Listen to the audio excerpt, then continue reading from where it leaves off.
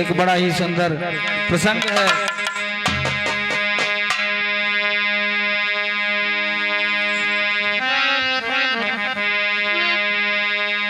अरे राम जई है बनवा बिहने हो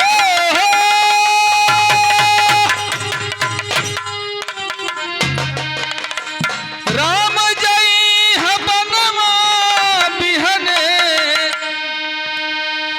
अरे बच्ची ना परनवा है बबुआ के माई। अरे हे बबुआ के माई काहे ऐसा मंगलू बारदनवा। हे बबुआ के माई काहे ऐसा मंगलू बारदनवा। हे बबुआ के माई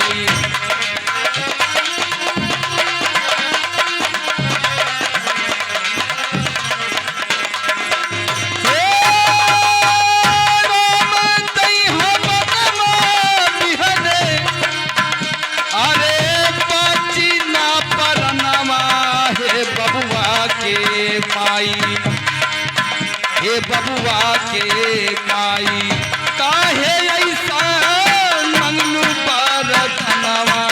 हे बबुआ के माई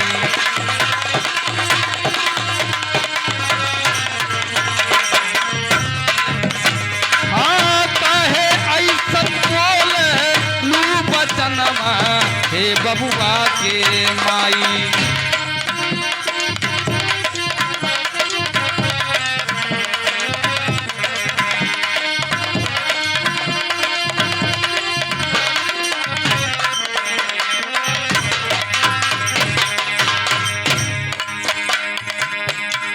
कैसे ऐसन बतिया सुना आइल तोहर मान में।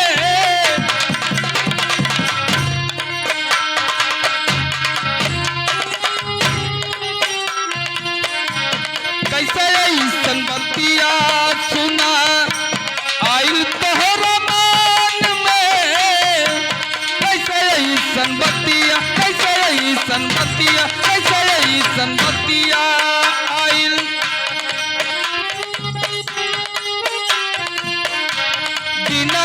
बिचारे बोली दिलू एक छान में। दिलू एक छान में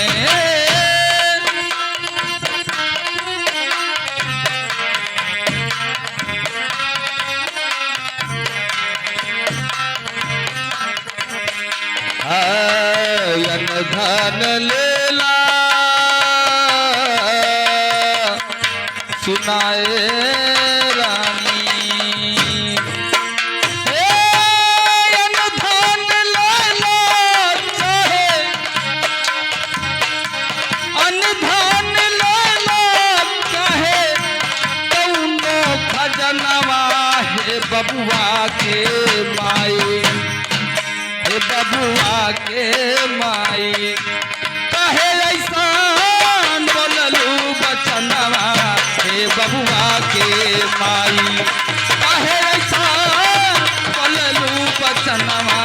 हे बबुआ के माई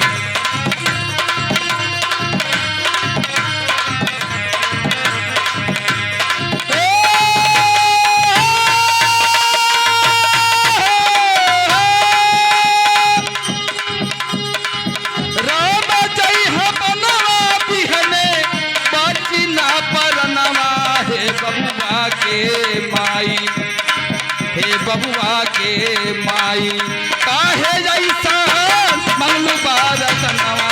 हे बबुआ के माई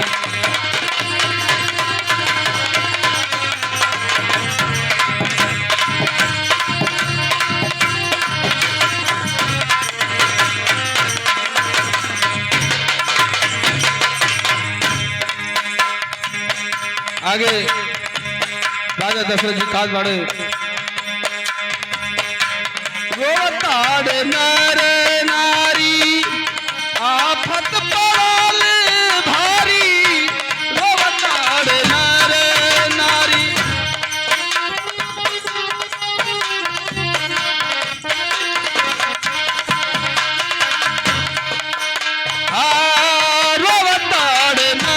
रवताड़ नर नारी आफत पड़ल भारी लागतार माती तोहर केहू दिल मारी केहू दिल मारी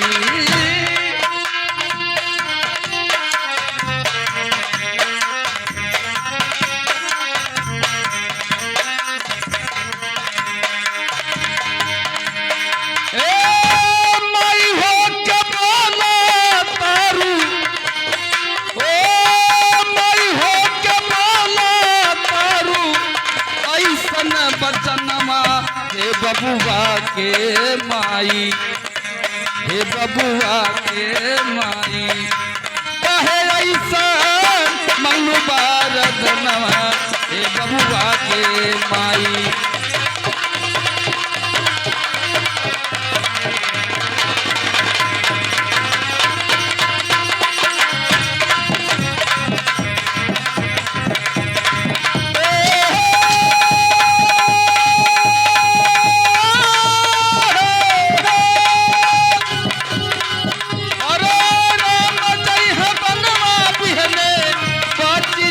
हे बबुआ के माई हे बबुआ के माई काहे ऐसा मंगलू बबुआ के माई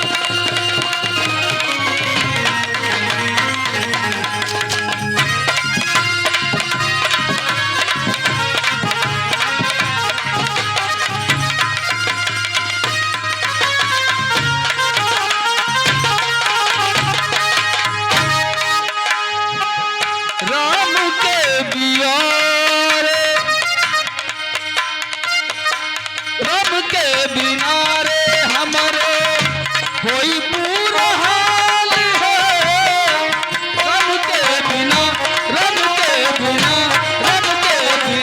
रे हमारे कोई पूरा हाल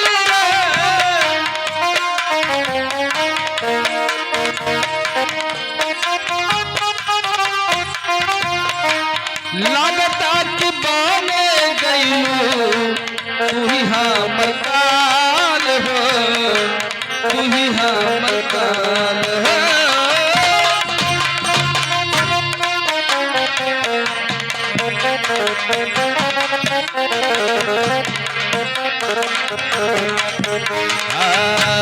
कहे बाबा का